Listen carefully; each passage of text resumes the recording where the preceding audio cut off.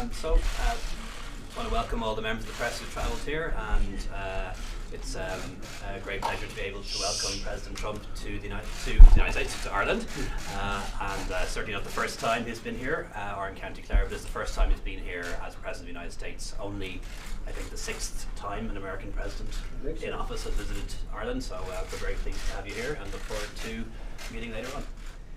Well, I appreciate it. The Prime Minister's done a fantastic job, and we've become friends over the last fairly short period of time, and great relationship to Ireland, I think as good as it's ever been, maybe better.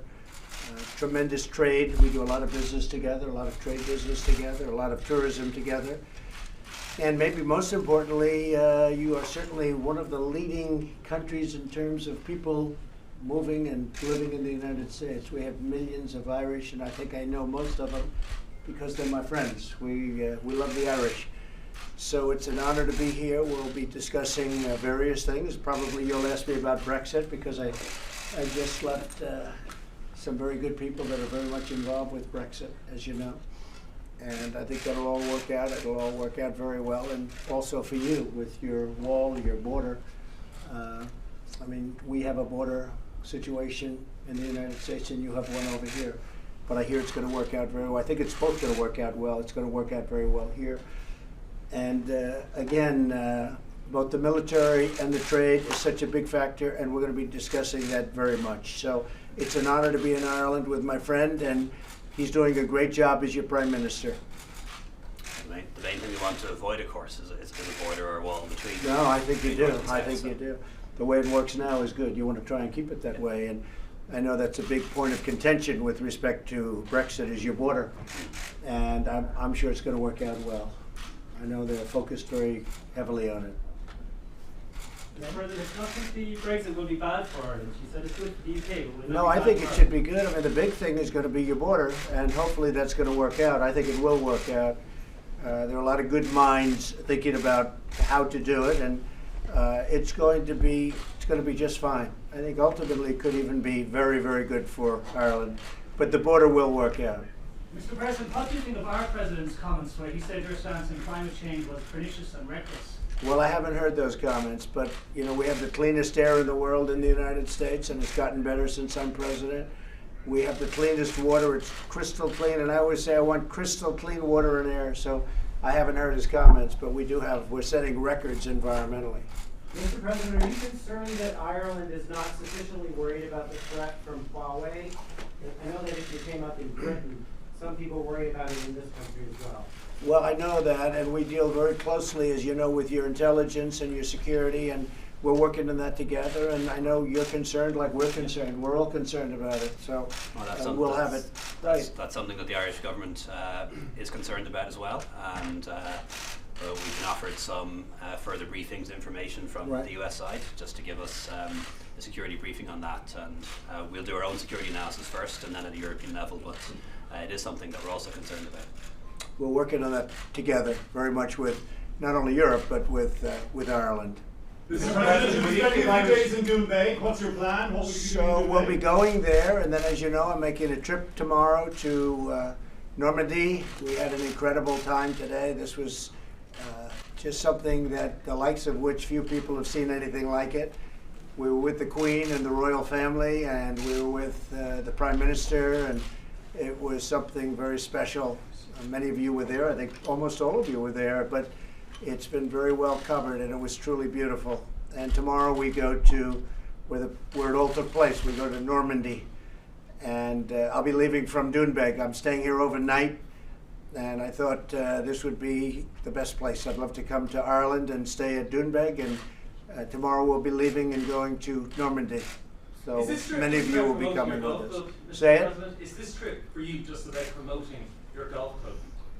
No, this trip is really about great relationships that we have with the UK, and I really wanted to do this stop in Ireland. It was very important to me because of the relationship I have with the people and with your Prime Minister. Mr. President, will you give Irish citizens access to the E3 visa? Will you give Irish citizens Yeah, we're looking at that. We almost made it last time. It was one vote, you know that, and we're looking at that. I'm sure that's something we're going to discuss. And I spoke to the one vote, who's a great senator, by the way, and he really is. He's a great senator, and we think we're going to be successful. He's a terrific person. He doesn't mean to do any harm, that I can tell you. He was telling me he loves Ireland, actually. So I think we're going to be in good shape. We had just about a unanimous vote, and if we get a unanimous vote, we do something that they've been trying to do for a long time. So I want to do that for the people of Ireland, but I want to do it for the people that are in the United States that want this vote to happen, that happen to be of Irish descent. President Trump, as the USA's co-guarantors of the Good Friday Agreement, what assurances can you offer the government in helping to protect peace in Northern Ireland and avoid a hard border? Well, I think what's going to happen is over the next period of time, first they're going to have to see who's going to be Prime Minister. And I think it's a very important decision. We'll see what happens over in the UK, because that's going to be decision number one, who is going to be Prime Minister. And once that happens, that person will get in and try and make a deal. And maybe if they don't make a deal, they do it a different way. But I know one thing, Ireland's going to be in great shape. Ireland is a special place. It's going to be in very good shape. I don't think the border is going to be a problem at all. Sir, did you see those reports of executions in North Korea, the folks who were involved in your summit? Does that worry you at all that Kim would execute these people? Well, I don't know if the reports are correct, because one of the gentlemen who we deal with is, this is North Korea they're talking about, is somebody that we know well. He's a strong man, he's a strong person, and they like to blame Kim Jong-un immediately, but they said he was killed, and he wasn't. He was at the theater the other night, so he wasn't killed.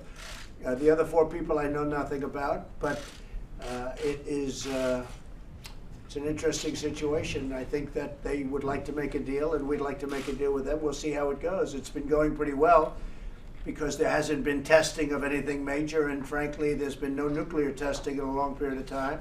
When I became president, and before that, as you know, it was all the time nuclear testing, ballistic missile testing, and now there's nothing. I think that Chairman Kim would like to make a deal, and I'd like to make a deal with him.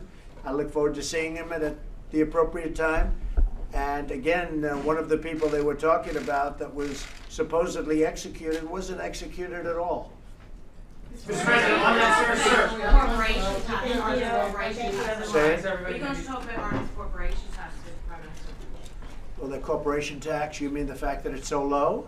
It is a very low tax, I have to agree. You know, we have our tax very, very low. But they've done a very good job in Ireland, and your Prime Minister's kept it there. And they have a lot of great companies here. Done a good job. They should try keeping it low. I agree with you. Thank you very much, everybody. Thank you.